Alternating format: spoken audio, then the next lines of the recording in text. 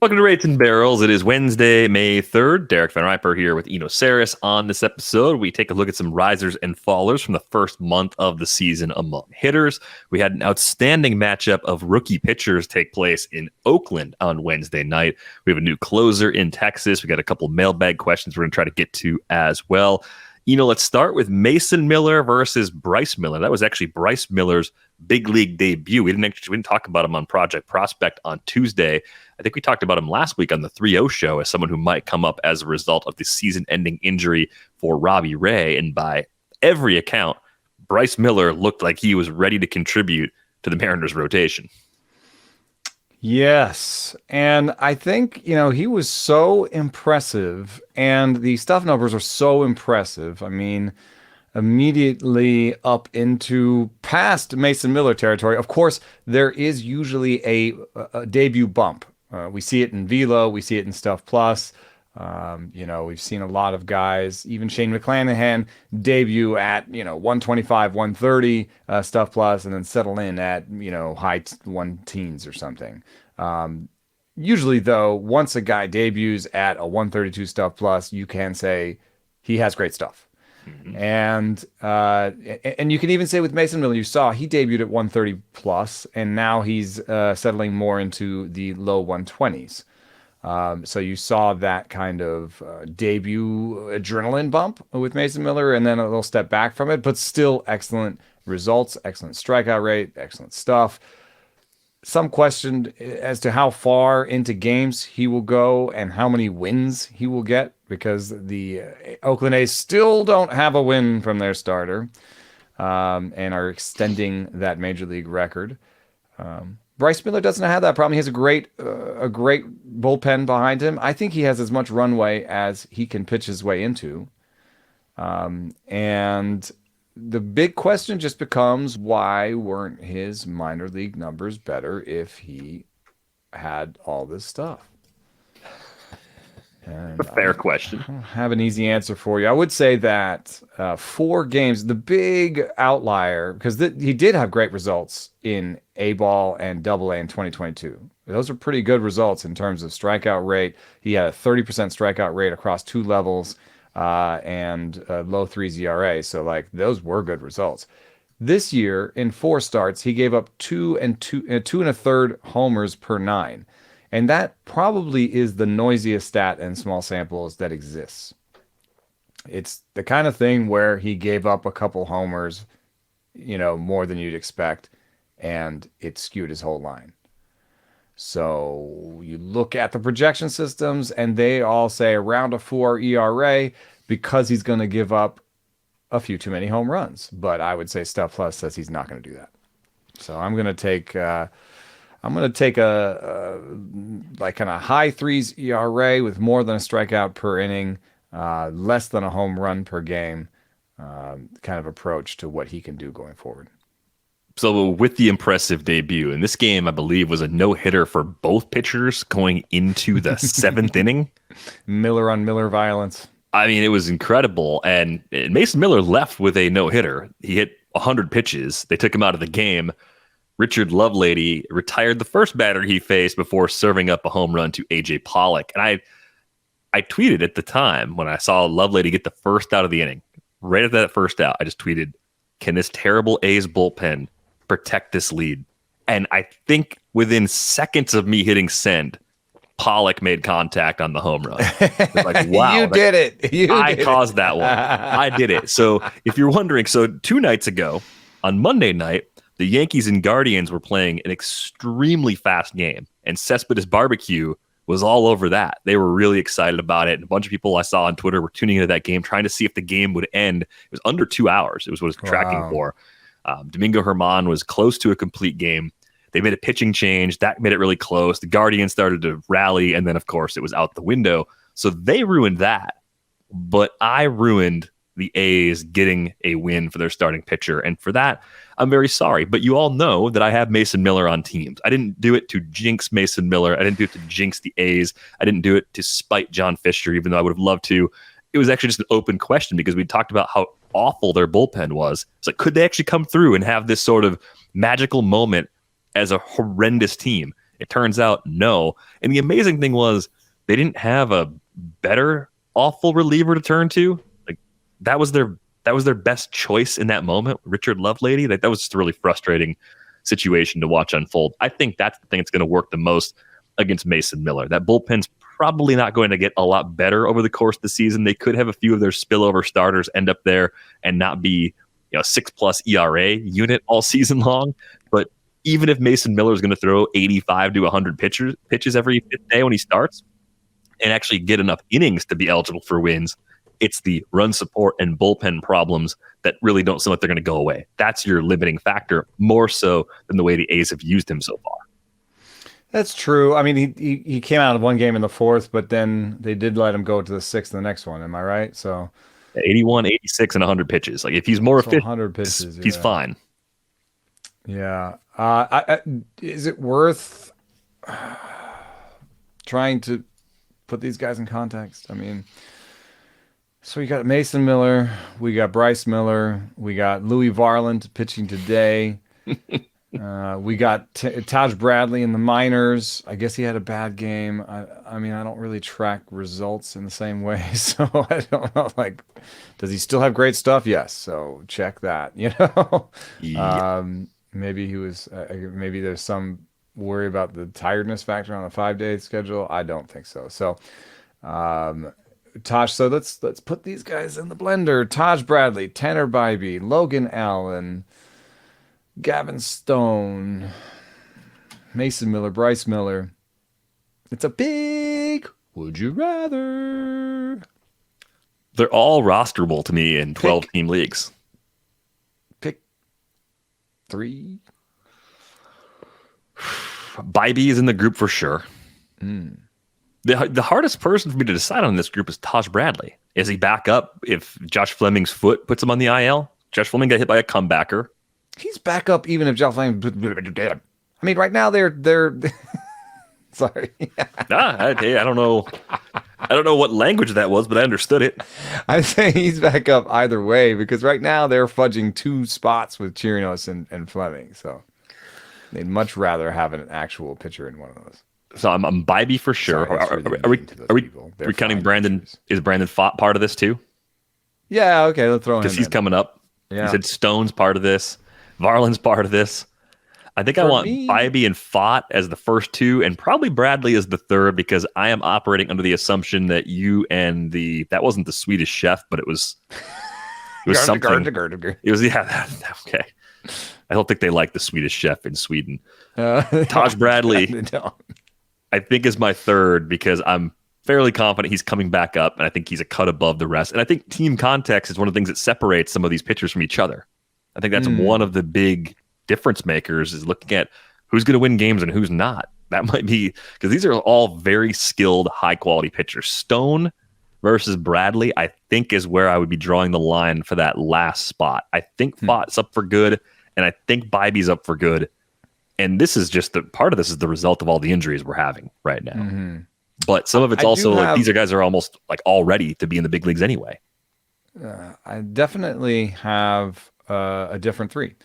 And the tough one for me is Bybee because we've now got a couple of starts, and I think people are ogling the gun a little bit because that fastball has a 97 stuff plus, and yes, it has good velo, averaging 95 so far, but it has average shape, almost exactly average shape. So the usefulness comes mostly from the velo. We've seen other guys sort of debut and then see the velo sort of drop off, and I don't see, at least by Stuff Plus, a plus secondary pitch, where I do see that with Logan Allen, with multiple secondary pitches. So, despite the fastball being worse for Logan Allen, I'm going to go with Logan Allen as my third guy. Taj Bradley is my second guy. And this might be surprising. Maybe I'm too deep on this first start, but I'm going to go with Bryce Miller first. And when you mentioned team context, I just see there's a definite role there for him. The other guy that came up and went back down and might even be hurt already. Yes, he's hurt already. The other guy that just had a start for them, a spot start for the Mariners. You're talking about Easton McGee? Yeah, he did not have good stuff numbers, and I believe he's hurt. So unless they're going to bring up Emerson Hancock, like they need Bryce Miller. Bryce Miller has really good scouting numbers and really good stuff plus numbers. It goes hand in hand. The team context is there, the stuff numbers are there, the scouting numbers are there. So that one's my lock for number one. Bradley is the model likes him, the scouts like him, and I do believe he's going to be up. That's what makes him hard to rank. If we wanted to just focus on ones in the big leagues and give me an out, then I would go Bryce Miller, Logan Allen, Tanner Bybee probably.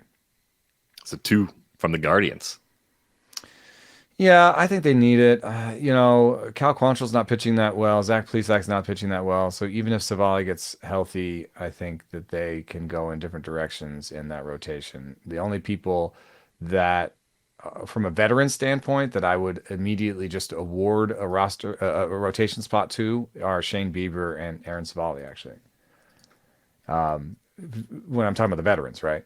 Well, the healthy ones. Tristan McKenzie has a spot once he's healthy. Right. Okay. So yeah, you're right. So when they're all healthy, so I'm awarding the veterans 3 spots. That leaves 2 spots that you could fill with Plesac and Quantrill. Me personally wouldn't. And there could be 1 spot because maybe you say Quantrill 93 stuff plus, a history of doing well with that cutter and finding his way through games. Plesac does not get any of that rope from me. So there's at least 1 spot when everybody's healthy, and I don't think that there's going to be a time when all 4 veterans are healthy. No, you've definitely seen enough of Zach Plesac if you're the Cleveland Guardians when you have all these other higher ceiling young starters turn to them. Challenging and fun, would you rather, though? Because I think you could argue a lot of different combinations of 3 as your preferred choice. Varland's going to get a month, I think. We don't know what happens when Tyler Mahle comes back. So also his stuff plus numbers in the minors were good fastball, good slider, and then everything else sort of average-ish, below average-ish. So is he a 2-pitch fastball slider guy that's going to have some issues against lefties or not?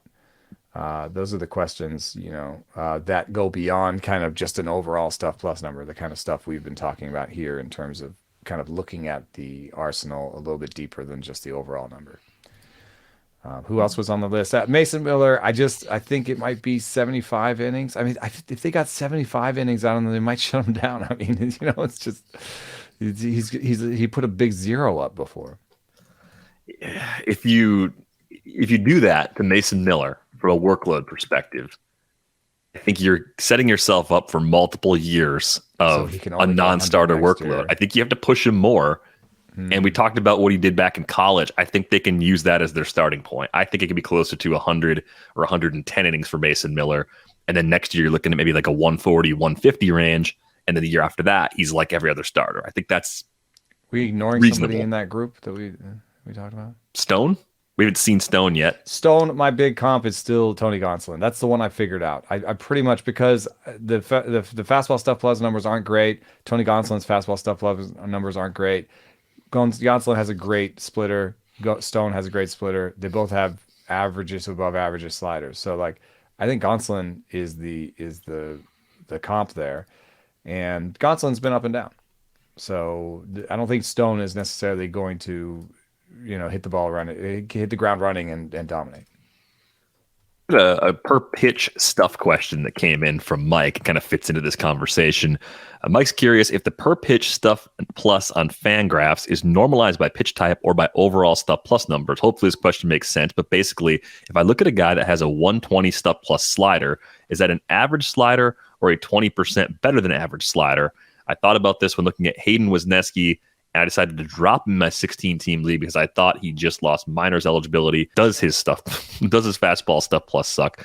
And his heat map is all down the middle despite having secondary. So there's a Wisniewski question in there too, but just from a per pitch number, is it indexed the way, let's say, WRC plus is, where 120 does in fact mean 20% better than league average? On the single pitch level, 10 points is one standard deviation. I believe that's correct on the single pitch level. But once you aggregate even up to a single pitcher's pitch type, it starts to lose that, and you can't really say 20% better than league average. I think it's more useful to kind of put them on a leaderboard and kind of compare them to like. So I'm going to put all starters on here with 10 innings and do sliders among starters. And there we go. Hayden Wesneski has the 23rd best slider among starting pitchers. He's got that sweeper, and it's right there. It's kind of funny. Schmidt, Taillon, and Wesneski right there in a row with very similar sweepers. And that's behind the power sliders of like a Reed Detmers, who's got the 19th best one. John Gray throws both kinds, but he's up there at 16th. George Kirby throws a sweeper right now, and he's at 11th. Brad Keller throws a sweeper. He's at 10th. Shohei Ohtani's sweeper is at 7th. Mitch Keller's sweeper is 5th. And Jake DeGrom's power slider is number 1. And that's a 178 stuff plus. So it's, maybe we could have done a better job of that. There are different scalings with different stuff plus metrics, and it is annoying, and you can't quite say it's 20% better than league average. But when you put it on leaderboard, you can get some good context out of it. So Hayden Wesneski does have a top 25 slider, and then an above average cutter, and then his four-seam fastball is poor. Awful. It's really bad. And his sinker is good. So you can see that against righties, a decent sinker and a plus sweeper, he's pretty good against righties. Against lefties, he's got an average cutter and a poor four-seam and a poor changeup. So he's in a little bit of a boat like Clark Schmidt. If you're wondering why Clark Schmidt's overall stuff plus numbers are great and his results are bad, is that Clark Schmidt is throwing his sweeper and his sinker to lefties, and he needs to stop doing that. And his four-seam fastball actually grades out better than his cutter, and he's been falling in love with his cutter. So I do think a pitch mix change over time could help Clark Schmidt. I'm not sure what to do with Wesneski. It's an uneven package across the board, and someone like Taillon is better because Taillon's four-seam is better. And Taillon has a curveball, which Hayden Wesneski doesn't have. So you can look at two guys that have similar stuff plus in numbers, and there is a difference between them. And in terms of saying something is 10% better than league average or whatever, I'm sorry that it doesn't work out better that way. But if you want to look at overall stuff plus, basically 100 to 110 is really good. 110 plus is like near elite, and anything over 115 is elite. Okay. So, because you're talking about when you're at 120 stuff plus, like Garrett Cole, you're 2 standard deviations above the mean there. Yeah, and as the league continues to lose pitchers to injury, and we have all these waiver wire guys coming in, some of them are interesting rookies, some of them are more organizational guys that are going to get hit around a little bit too. Having that separation continues to have a lot of value. Surprising thing with Wesneski for me is just how low his strikeout rate is right now, 13.8%. Very, very low. Last year in that debut, he was sitting at 25%. Projections push him a little closer to the high teens for the rest of the season. So I don't know if the big breakout we were hoping for from Wesneski is coming this year. It might take another round of adjustments, perhaps in an offseason, for him to find something else that works, because that four-seamer is just it's a problem, just to put it very nicely. I think if you are judicious about when you use him, you can still use him some. I would have used him pretty easily at Washington, I think, and he had a good start. I would have used him at Oakland, and he had a good start. I would have avoided Cincinnati, and he had a bad start. Would I have used him against Seattle when he was like absolutely horrible? I might have Probably. caught some flack there.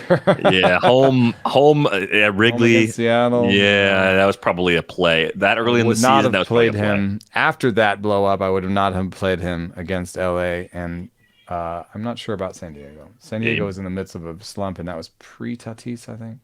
the 27th, that was right around the time he was coming back. So I think he was back for that. In any case, it's not an offense that's super scary. So, Yeah. It hasn't been so far. Might get there. But yeah, Hayden Wesneski, a bit of a do we have disappointment an so idea of far. like where he's going from here? He pitched on the second. Next few starts for Hayden Wesneski. I wish I had all the schedules memorized. That'd be great. Is that possible? So it looks like he's got Miami at home. That's a go. At Minnesota next week. That's the real question, right? Because there might be some leagues where Wesneski popped up on the wire, was Oh, is it available double after this tap? 2-start week. No, Marlins is this week. So it's a 2-start week this week that people maybe would have picked him up for if he was dropped. But would you hold him and use him at Minnesota? I probably wouldn't. But then see what goes after that. 1, 2, 3, 4, 5. At Phillies, no. 1, 2, 3, 4, 5. Mets at home. I think you drop him and maybe try to get him back by May 25th. Right. 16-team league, maybe a little more borderline, but I don't think he's a must-hold in those leagues. If you found someone more interesting to pick up like Mike did, I think you probably made the right choice, especially if it was in a prospect spot, because we're talking about so many higher ceiling guys coming up and getting opportunities this year. He's generally someone, he does point out a fact, which is that like someone's overall stuff plus can be pushed by one elite pitch. And there are concerns about how a thing fits together. Because if you look at, say, Stroman has the same stuff plus, but he has a better cutter and a better curveball. So if he's facing lefties, he has more of something he can do against lefties. Yeah, that's a really good point. Let's move on to a new closer in Texas. And thank you for that question, by the way, Mike. Will Smith is taking over that role, which is a little bit of a surprise. Will Smith is just not quite the guy he was a few years ago when he was basically a top 10 closer, when he had a hold on that role with other clubs.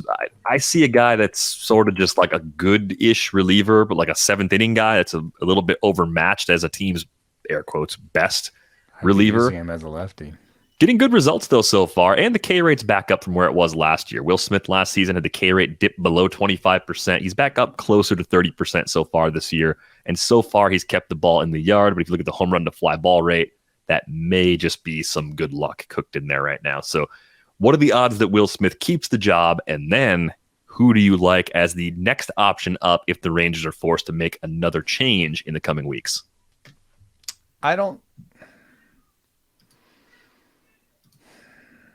K minus BB is pretty good on him. So that's a piece of context, but we're still in the area where stuff plus beats K minus BB, and he has a 79 stuff plus on the fastball. I think that's gonna burn him eventually. 80% of the balls he allows contact on are in the air. That's not going to work. I don't think so. Especially with the bad fastball. Some of those are just going to turn into homers. And homers, I think, are the easiest way. Like homers and walks are obviously the way you lose your job, but homers are, I think, easier because it's like, oh, well, we lost the game. Like walks, you have to string a few together. So I don't think he's one of the better league. I would put him in the bottom. It's interesting that he is a closer, and there are situations where we don't even know who the closer is.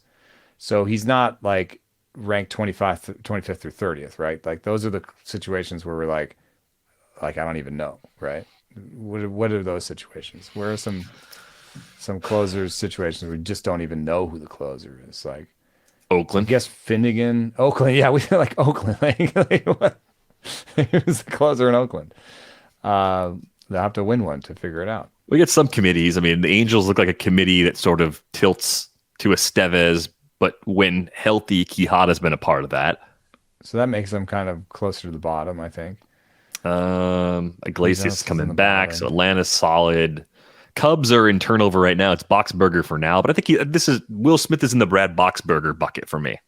He's the guy right now, but you're not real 26th confident. through 28th closers. maybe like 20 to 25, because I think you'd find 5 situations that are overall worse than. All right, so like Finnegan in the Nationals. Let's do it, dude. Let's do it. So Finnegan and the Nationals are worse. Lang and the Tigers. Yep, that's worse. Whoever and the A's. So we got 3. Yep. Uh, I have Estevez over Smith. So I'm putting Smith in my bottom 5. Fair enough. Because I think we're running out of bad situations. It's Clay Holmes. I know you didn't like him coming into the season. I wasn't really as worried about him. It's been a bumpy start for him to this point. He got a vote of confidence from Aaron Boone, so we'll see how far that carries him. But Clay Holmes is not looking like the guy we saw a year ago. Michael King's a good pickup. I tried to sneak him by in labor, and Ian Kahn got me last week. Michael King is a good pickup if you're looking. I would say in Texas, Jonathan Hernandez is the guy to pick up if you're looking. He's the guy who has 6 holds, so he's right behind Will Smith. He throws really hard. He has a 108 stuff plus. His sinker is a 102. So he's a sinker slider righty. Maybe he has some issues against lefties. Maybe Will Smith comes and poaches a save or 2 from him against the lefty, but he ticks the boxes of a normal closer. Like, does he throw hard? Does he strike people out? Does he have good stuff? Yes, yes, yes. Will Smith, does he throw hard? No. Does he have good stuff? No. He's striking people out for now, but I don't know if I see a ceiling for Will Smith that's higher than what we described. I don't know if he could go on a run like this for more than a few weeks before it all falls apart. And I think the Rangers are one of those teams that care. Mark Melanson season, we were all like, no, he can't. I guess. Work. I guess that's always possible. Michael King is really interesting. They use him for more than 3 outs at a time on a pretty regular basis. So they just like the versatility, at least the way they've been using him. But at least when he pitches, it's close games. Clark Schmidt could take that Michael King role, honestly. Yeah. If there's some upheaval in the rotation, if Rodon ever figures it out or whatever, whatever they decide to do in the rotation, Clark Schmidt could take that. I also don't think that after the issues that Michael King had in terms of injury, that you can do multi-inning all year. I mean, look at him, 63, 51 innings in 34 games. The way they're using him, I don't think is necessarily good for his health. Yeah, that's a potential downside. He's been great though so far. Yeah, 20 Ks against 4 walks. He's just good to pick up, even if you just want to keep your ratios down and gobble an occasional save and some wins. Do you think with the league run environment being what it is, that these non-closer multi-inning relievers especially become more viable to roster? They can be more valuable. I do think so. If you think about what's on your wire in a 15-team league in terms of pitching and the league average ERA being 4.3, we've already talked about with my co-manager on my main event team that this week we put in Jason Adam. And we did it over Ross Stripling, so we maybe made the wrong move because Ross Stripling was a 2-starter, and we just didn't like that away start in Houston. Then he pitched well there. Watch him give up a bunch of runs to Milwaukee in the second start at home. But, we were comparing that to J.P. Sears and then some other waiver wire starters, and we moved up the relievers and ended up going with Jason Adam over Ross Stripling because we thought, if we're going to get a 5.5 ERA from Stripling this week, we would rather get fewer innings of a 1 ERA from Jason Adam. Well, I think that paid off. You already got a save from Jason Adam early in the week. And we can move a lot with some saves, so that was part of the equation too. But I think, Adam is close to King, where it's like you don't think he's the closer, but he might get some saves, and he's going to have good numbers otherwise, Yeah, I wonder if that's going to end up being a winning strategy, though, where a lot of teams that were previously planning on going 7 starters, 2 relievers, use 6 starters and 3 relievers and did better because they won in ratios. They did fine. I don't know. Yeah. And if wins are harder to come by because young starters are pitching and they're not getting as deep into games, there's a lot of ways that the shift can actually happen, and I think that could be something that we're on track for based on the way things have gone so far. And in weekly leagues, just having one on your roster, if there's injuries to the rest of your squad, or you lose, like let's say you're running out of free agents auction money, like it's kind of good to have one guy there where you're like, oh man, it all came down, and I either have to start like Joe Musgrove in Colorado or Michael King, and you're just like, phew, thanks, I thank gotta have Michael King. You know what I mean? Hmm. Do you have any other players like this that sort of just jump off the page in the model? I know a lot of people are looking at Yennier Cano in Baltimore. We had multiple Oh, questions about him and his model numbers, but it's the guys that are not closing, but they're in good situations as far as teams that win, and they're just pitching really, really well. Cano fits that description, but doesn't pop in the model right now. well, I do have some news about that. I checked with my modeler about that situation, and uh, it's a unique pitch. So it's a little bit like Alexis Diaz, where if you are like truly a unique pitch, then the model doesn't know what to compare you to. You know what I mean? Hmm. He doesn't have sidearm. He doesn't have a sidearm release, but he gets extreme movement. Let me see if I can catch this real quick on a. I don't want qualified. Let's see here. Sinker Z. Let's see. Oh, I hate this because if you do it by bottom, you have to go find it. It's like it shows you all the people who don't have sinkers first. Thank you for that. Where are the people with actual sinkers that drop a lot? I would like those guys. Oh, yeah. I'm page 7. Thank you. Here we go. Sinker Z. Jimmy Herget is up there. Yennier Cano. Oh, I love it that. Sinker Z. Who has more Sinker Z? Adam Simber, side armor. Tyler Rogers, side armor. Ryan Thompson, side armor. Tim Hill, side armor. Alexis Claudio, side armor. Yennier Cano has the most sync out of any more over the top release point. And so there's just no other pitch to compare it to. And the model is doing basically high level comps. It's like looking for other pitches that move like this and how they did. So there's nothing to compare it to. That's the problem. I would say that Cano probably has elite stuff. Kind of looks like it when you watch. Yeah, if you just look at it, yeah. So that's a miss for the model, but it's something that once we retrain it, that's why we do retrain it every year at once we get a month or two of information, we retrain it on that new information because you have to capture these new people that have unique stuff. But I think an easy way to kind of capture some of these guys that would be good to pick up are just go over to Fangraphs, arrange the relievers by stuff, and then I have in my secret sauce pitches, just so you have an idea of how many pitches are going into that stuff plus number, and then holds. And holds, I think, are just a good idea of like, where is that guy being used? And so Griffin Jacks has 6 holds. That's a guy that they use to get a bunch of outs with his elite slider. And he's number 4 in overall stuff plus because of one elite pitch, but it works for him. Another guy that's near the top is Brian Abreu. He may even step in for Ryan Presley if Ryan Presley gets hurt. Another guy with a lot of holds and a lot of stuff plus is Brian Baker. He's got 6 holds and he's 12th in stuff plus. So it's really easy when you start picking them off this way. I know Steven Wilson's overall numbers aren't great, but he's got 6 holds. The overall numbers are starting to normalize, and he's 18th in stuff plus. Jason Adams on this list. Caleb Thielbar is a bit of an interesting name on this list. Craig Kimbrell is still on this list. So those are the top 30 guys in stuff plus that also have more than 4 holds.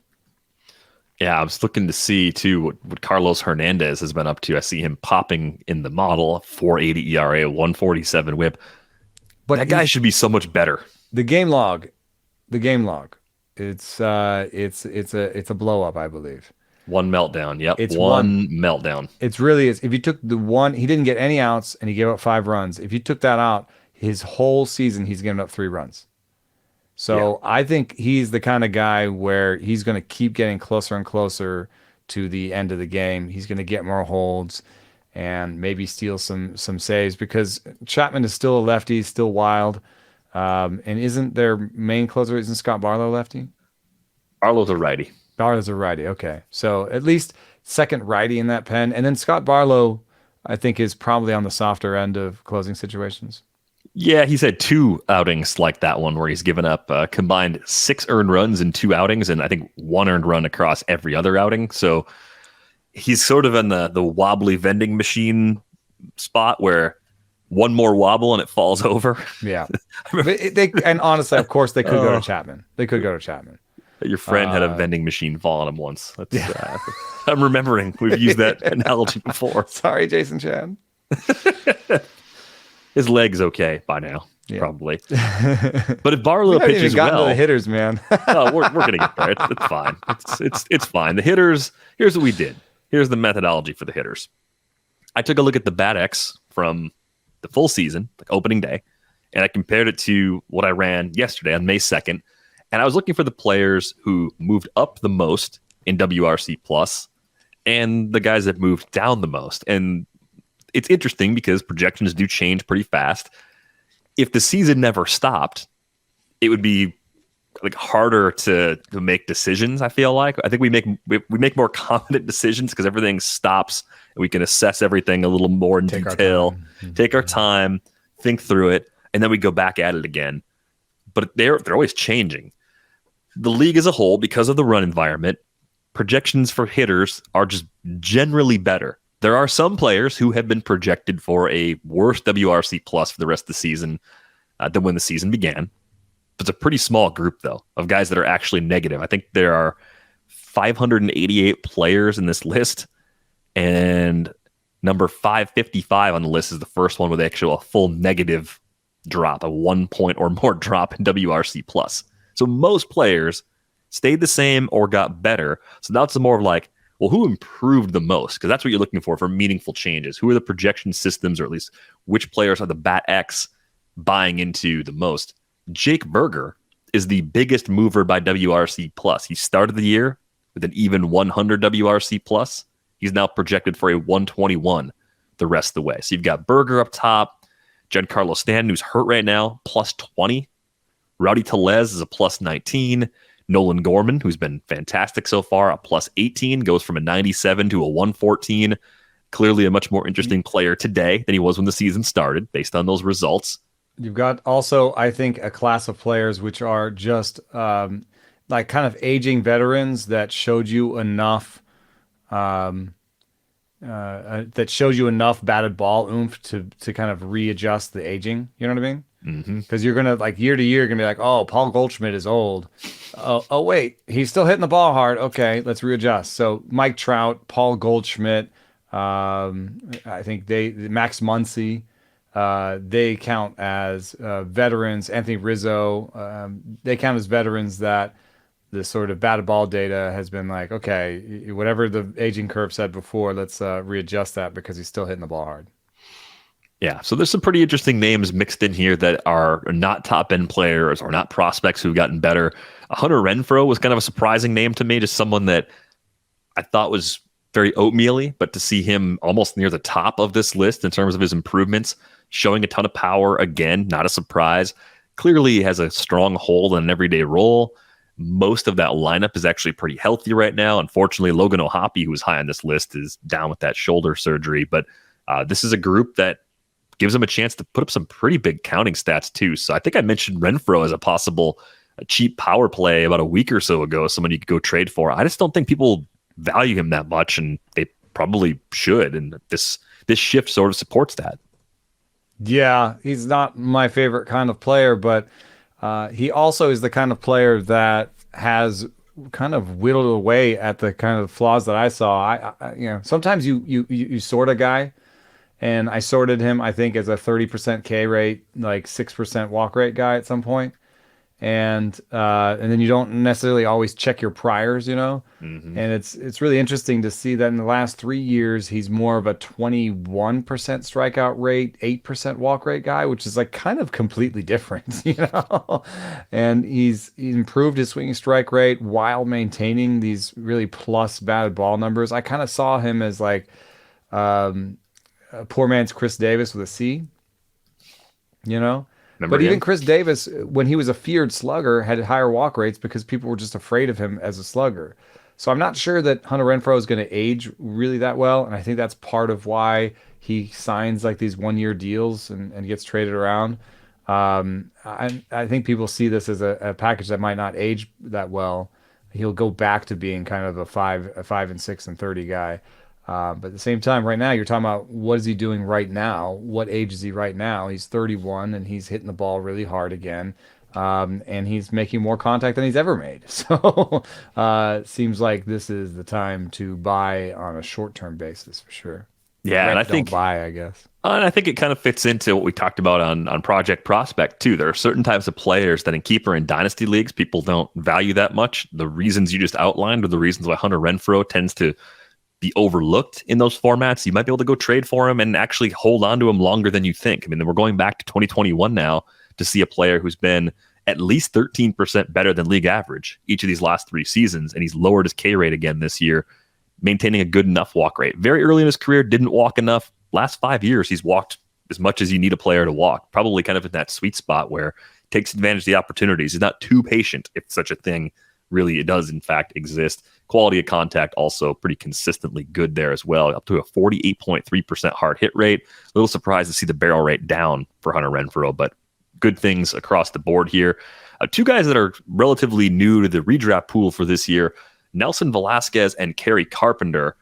You know, the Tigers rebuild situation just leaves the door wide open for a guy like Carpenter to play more. The Cubs being a little better than expected out of the gates, I think, have tougher decisions to make. I don't know why they're still playing Eric Hosmer instead of Matt Mervis. I can't explain that one. But Nelson Velasquez is the type of player. It's a little bit like the Christopher Morel profile for me, where, yeah, there are some things that I'd like to see improvement on, but the things he does well, the quality of contact he's capable of making, does put him on the radar for me as someone that should matter in at least in 15-team leagues, if not eventually in 12s. Yeah. What are these center field starts? Was Bellinger? Oh, that was paternity leave for Bellinger, maybe? Yes, Bellinger had paternity leave. But he stayed up after that. And now he's DHing and left fielding. So if we're looking at the Cubs depth charts, he's threatening Trey Mancini and Eric Hosmer's playing time. Right. You could also just play Hosmer not at all, cut Hosmer, play Mancini at first base, and then use Velasquez in the As corner. a fourth outfielder slash DH. Yeah. The big thing for Velasquez that I think is changing his projections is that he's making a lot more contact, and I guess he's doing it in a way that is shaping the projections. But I don't know if that's necessarily true either. Maybe it's the max EV because he's making more contact on a per pitch basis in terms of swing strike rate. His strikeout rate is down low, but if you look at his projections, you did the bad X, it's still for a 32% strikeout rate. Mm-hmm. So let me see. You can actually you can show preseason projections the same right next to. So the biggest movement has actually been his power. And I don't know if that's a league-wide thing because the drag on the ball is different this year. It seems like there's some evidence the ball's different again this year. Or it's because he once again hit the ball really hard and has been barreling balls. And that's moved the bad X power projection up. The median across this group for increase for slugging percentage is 17 points in slugging. Nelson Velasquez has a 44-point increase. There you go. So there's a pretty healthy jump. It's still a fringy, like almost league average, slightly below league average outcome because with swing and miss, he projects for a low average and a limited OBP. I think it's just a question of how much can he improve. Like the K rate at AAA last year was 36.2%. The brief time he was there this year, only 14 games, he did improve it, 29%. So maybe we could see a 30 to 33% K rate at the big league level, and that's enough because he hits the ball really hard. 14.5% barrel rate through his first 86 big league games. That's right in that range where the swing and miss and the quality of the contact are at a level that a team will accept if other things fall into place. If the defense is good, they see other tools they like, a guy like this keeps playing. Gary Carpenter is a guy that I have poo-pooed in the past. I just didn't really want to believe, in part because of his age. He's already 25 years old. We dropped him in the first week in Maine. Well, did you make a mistake? Like, are the projections making you feel bad about that? The hard hit rate is up for the season, and he is chasing pitches outside the zone less than he did a year ago in a similarly sized sample, albeit this is still less playing time than he had last season for the Tigers. We don't know what his true talent, balls in play numbers are going to look like. Those are that's actually kind of a difficult thing when you look at two guys that have a 29% strikeout rate and hit the ball hard. I think it's kind of difficult to know exactly which one's going to have like a 240 batting average and which one's going to have like a 220 batting or a 210. You know what I mean? A lot of that comes just from luck on balls in play. And sometimes it's just luck, or sometimes it's like, oh, he hits the ball hard in line drive angles. Unfortunately, hitting the ball hard in line drive angles is not something that's like super sticky, you know? So right now he's a 250 BABIP. Last year he had a 303 BABIP. He could stick at 250 all year and just be a 220 hitter with, 20, 25 homers. In which case he seems a little bit replaceable, because not stealing bags, not going to help you in batting average. But if he gets it back up to, some in the minors, he had some levels with like a 330 BABIP. If he had a 330 BABIP from here on out, he'd be like a 260 hitter with, 25 homers. And then suddenly he's above average, or at least above replacement in most leagues. One of the more interesting players that's moved up, and I think people have already picked him up in a lot of leagues, is Jack Suwinski. I think I put it to Al this way on Friday. I said, is Jack Suwinski a shallow league player now? Is he someone that in a 10-team league has a spot? I mean, based on the slash line, it's a clear yes. There's power. There's a little bit of speed. He seems like a big part of this step forward for the Pirates this year. He's also chasing fewer pitches outside the zone, making more hard contact, and hitting the ball in the air more often. So doing a lot of good things all at once here through 23 games. There is a mechanical change here. I just talked to one of the hitting coaches yesterday, actually, about a change he's made in terms of how his front foot lands. And he's landing. He has an open stance like Kyle Schwarber, but he used to land open, and I used to have him sort of pulling off of the outside corner. And I think that part of this improvement has been he's landing closed and he's emulating Kyle Schwarber a little bit. I think Kyle Schwarber is just a fascinating guy to compare him to, because you're talking about another guy who doesn't have great batting averages, but does have great power and has closed up holes in the past. And what you're seeing from Jack Suwinski is a really steady improvement on his K rate from last year. Really up and down around 25% as opposed to 30% if you look at his day-by-day graphs. So I think this is it's possible we're in the middle of a breakout. He's 24 years old. If he strikes out 25% going forward, he's going to be a guy who ends the season, I think, with 25 to 30 homers and 15 steals. That's a pretty big time player. I mean, he has to be owned everywhere. Easy top 100 guy then with those numbers. That's like more a top 50 player. Yeah. Yeah, I think this could be a breakout. I mean, I think the feeling around him, from just people who were watching him was this is a guy who was super toolsy, and if he could improve his contact ability at any bit, he was going to stick. Because he's one of these guys who runs fast, throws the ball hard, hits the ball hard. He's an athlete. And so you see this like step forward in walk rate and this step forward in strikeout rate and step forward in contact rate and step forward in chase rate. You're like, oh, this could be it. Now, he could go back in the tank and hit 200 from here on out. He'd still end the season with 230 and 25 and 10, Yeah, and that would have played in a lot of leagues. Yeah, there is some risk that the batting average is worse going forward. But I would point out that The batting average projections here range from 230 basically to 245. So worst case scenario, you're getting a 230 hitter with a lot of power and speed. Definitely should be owned everywhere. I wanted to ask you about JJ Bleday because we know with the A's, opportunity should be there. Maybe it's at the expense of someone that we liked a bit this offseason, Connor Capel. Bleday is putting together a really nice run at AAA. Capel's interesting. He's playing fine. He's just boring.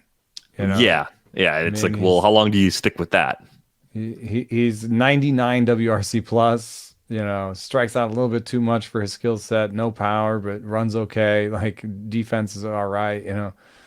It's pretty boring. I wonder. And then what's on the other side? On the other side of Ruiz is Ramon Laureano, who could get traded. And then you got Brent Rooker, who's factoring in a DH in the outfield, who I think could be a little bit of a breakout. I'm surprised we haven't seen him move a little bit here. But with Capel, there's opportunity for Bleday, and I think the big thing that's moving this projection change is just the best strikeout rate of Bleday's career ever. Yeah, no, it's by far. I mean, it's by a lot, and it's strange to me is that he was supposed to be a very polished college player coming out of that draft, and the Marlins took him 4th overall. I think most people thought he was going to move quickly and contribute. The debut last year was rough from a surface number standpoint. 167, 277, 309. He wasn't chasing pitches outside the zone. It was only 27.8% O swing. Nothing wrong with that. 8.6% barrel rate. Not bad. A ton of fly balls. 23.7% ground ball rate. I was surprised. We talked about it at the time when they put him in center field. But, if you're rebuilding, I guess you try to do things to make players more valuable. I would almost want to know with Bleday how much of it is just being completely healthy, and then how much of it is being in this environment in Las Vegas and the PCL where the ball tends to fly pretty much everywhere. Yeah, and that affects pitch movement, right? So maybe the breakers just aren't as nasty as he's seeing either. But Miami's AAA affiliates also PCL. And he struck out 27% of the time in AAA so, Miami last year. Yeah, so it's level improvement in a place where he played recently. So that the other part of it is, did he change his swing? Is there an adjustment similar to what Swinsky made that JJ Bleday has made? And, a lot of people haven't had a chance to get eyes on it yet because it's happening in AAA. Yeah. It's interesting that it's moved the projection so much. And now the Bat X projects a 25% strikeout rate where, this all plays a lot better at 25%. The OBP starts climbing over 300, and then the power starts to shine through. Nolan Jones, because of what he's doing at AAA, has improved his projection. We've talked about it before, just blocked by the Rockies right now. The addition of Jerks and Profar hurt Nolan Jones a lot, and there's no real end in sight for them to change their plans with Profar. So I think it's just more of a wait situation for Nolan Jones. But once he gets the call, I think I am going to be interested in him from a fab perspective. At the other end of the list, I think the most surprising name near the bottom is Brandon Lau. He actually has dropped 5 points in WRC plus since the start of the season. It's not like he's dropped enough to where I'm worried about him. I was trying to say, like, why?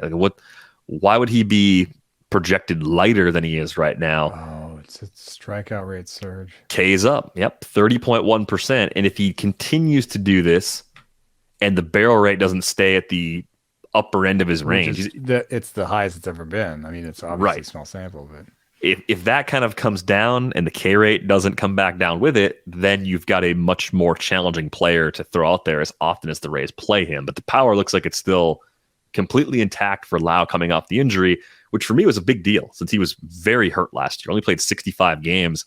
We didn't know if we were going to get the same guy from a power perspective.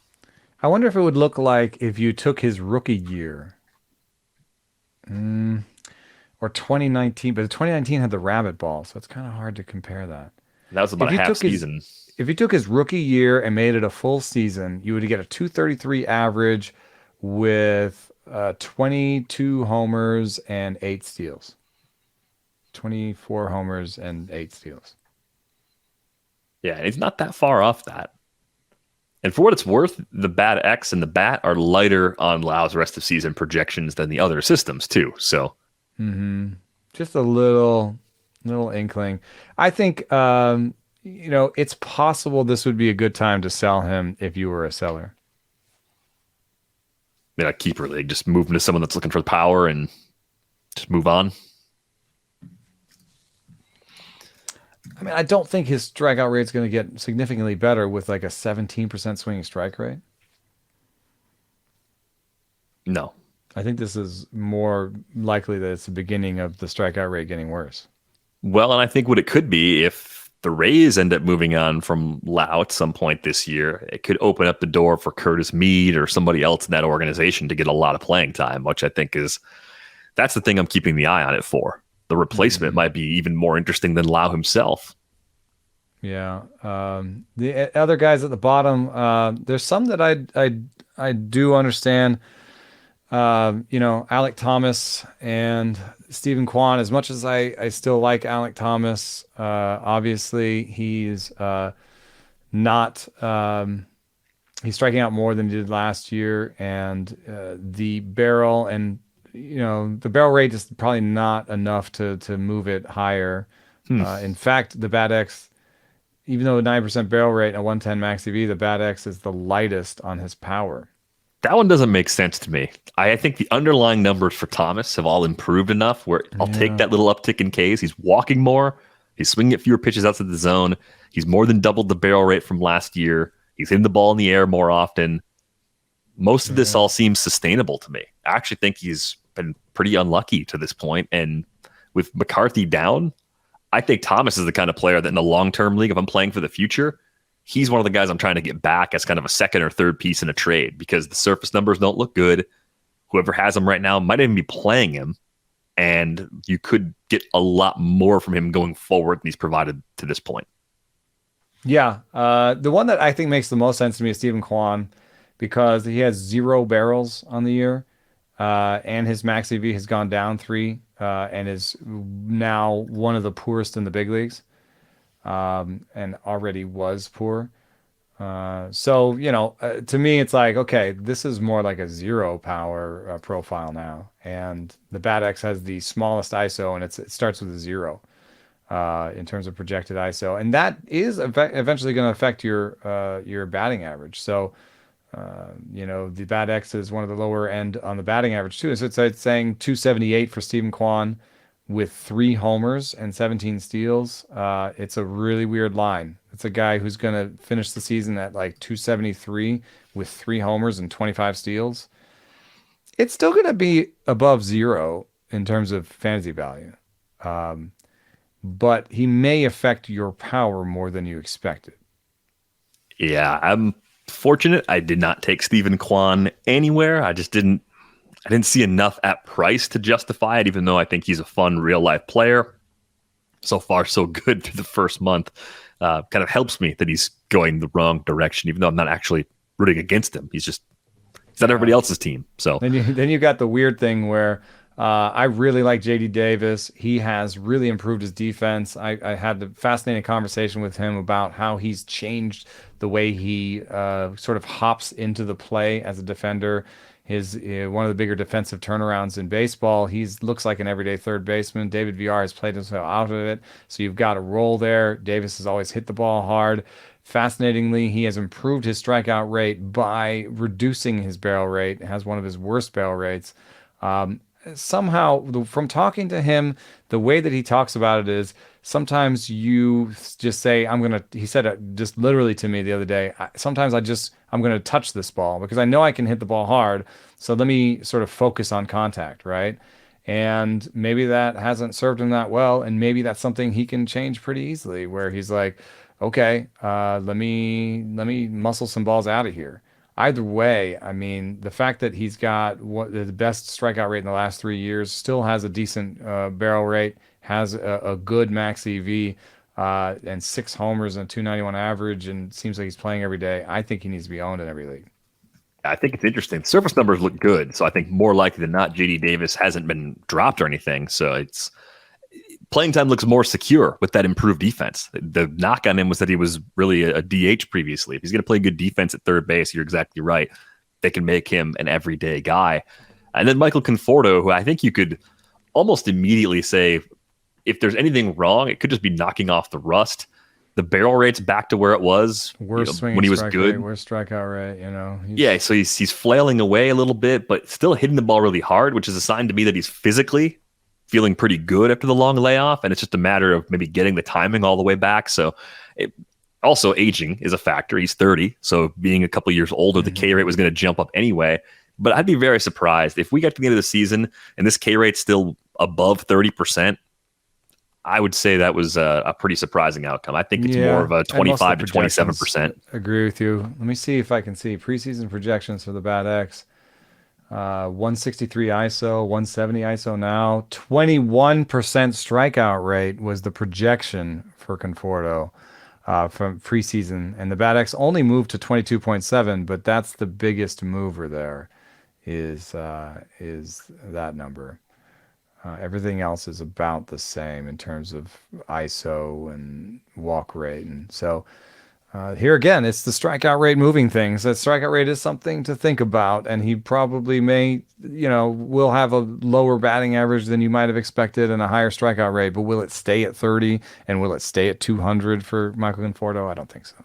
It's a pretty good line to buy into. The only drawback, doesn't really steal a lot of bases, but I think run production is going to be there. We talked about him as a pretty firm regular on a team that mixes and matches at a lot of places. I think that's still true about Conforto as well. They were excited in San Francisco to get Mitch Haniger and Michael Conforto back, which says to me like they think they are everyday anchors in that team. I know that Haniger did have some sits against righties, and I got some panicked texts from people. I got some texts from people saying like, "Oh my God, is he a just versus lefties guy?" And that is not the vibe I get in San Francisco. I think it's more like he's been very hurt, and we're going to give him some days off. And maybe sometimes that'll be against righties, but he's not a guy who sits against righties. They didn't pay for that, No, they didn't expect that, and so I think Conforto and Haniger are the guys that they want in there every day. And then other guys like Peterson, Yastrzemski, I think Tyro needs to be in there every day. So there's definitely, you need to have 3, 4, 5. You might even need to have 6 guys who are mostly in there every day. And I don't think these guys are on the outside of that. Tyro Estrada off to another good start too. 342, 397, 514. Easily the best slash line we've seen from him so far. 9 for 11 as a base stealer. He's also popped 4 home runs this year as well. The underlying numbers look mostly the same. He's actually chasing a little more and striking out a little bit more. But because the playing time is there, defense is solid. I think he's absolutely in that group of guys that they are going to put out there just about every day. I wonder if free swingers early in the season are more likely to start hot. And the reason I say this is batters as a group swing less in the first month. And that's attributed partially to batters being behind and pitchers being ahead. And so walk rates are highest in April. But what if you were just the guy who swung hard and swung a lot? You'd be different than everybody else in April. You know what I mean? Mm-hmm. Maybe there's something there. I wonder if free swingers generally have better Aprils. I wonder if I should look into that. But he's a free swinger, but he is a hit tool guy. So he's not a guy who misses a lot and has a tiny walk rate. I think if you have a 17 to 20% strikeout rate, you can have a 5 to 7% walk rate. Yeah. So maybe a healthier Giants team is capable of moving its way up in the NL West. I've been pretty hard on them. I feel like they're still missing a few pieces, and I think I've got deked a couple of times by the magic of 2021, but they're probably not as bad as they appeared at the very beginning of the season. Buzzsaw of a week for them, I think, because Mexico City was tough, dude. It sounds like that was a really hard road trip on everybody. And it's also the elevation and just it being a very different place they've never gone as a team before. Like that, I think you can overlook how stressful that actually is. Yeah. So ball players like routines. Yaz needs, you're hearing, they're injured. They came out of Mexico City injured. They're griping. They're talking about it. They played poorly. They played poorly after Mexico City. They got injured. Well, Yastrzemski's information is interesting. It's just a week. And Brandon Crawford's injury is just a week, they think. So, maybe the next week won't be great because those actually are kind of important for them defensively. But at the other end, They could have a better stretch coming. I think for me, the question is really going to be more about their pitching. Would you pick up Jazz if he was dropped? Yeah, I do. I would. Sorry. 468 ERA as a team right now, though, for the Giants. Yeah. That's surprising, especially playing half their games in that ballpark and mixing and matching and doing all the different things they do. I think Stripling's going to be better. I think Manaea is going to be better. There's the real usage is so weird with Manaea to this point. I think they don't trust his command, and it hasn't been great this year, but it's been okay in the past. And then Manaea's stuff number is artificially low right now because he pitched in Mexico City. So it's actually higher. Mexico City is higher up than Denver. Before that start, he was looking like he had actually really improved. Stripling has turfed the splitter that everyone liked because he can't command it. And so I expect his sort of command ways to come back, and that's sort of what we saw in the Houston start. Webb is a stud. I think Cobb is underrated. And then, Disclafani and Wood are just sort of veteran guys that can have its good start. So I think this will mostly turn itself around. Good news if you are a Giants fan, and bad news for the rest of the NL West because that division might get a little bit tighter in the weeks and months ahead. That's going to do it for this episode of Rates and Barrels. On our way out the door, a reminder, you can get a subscription to The Athletic for $1 a month at theathletic.com/rates and barrels. Is a great piece that Eno and Britt and Will Salmon worked on, looking at the possible impact of the pitch clock on pitcher injuries. We're going to talk about that in detail on the 3-0 show on Thursday, so be sure to check that out over in the Athletic Baseball Show feed. You can find Eno on Twitter at EnoSaris. You can find me at Derek Van Riper. We're back with you on Friday. Thanks for listening.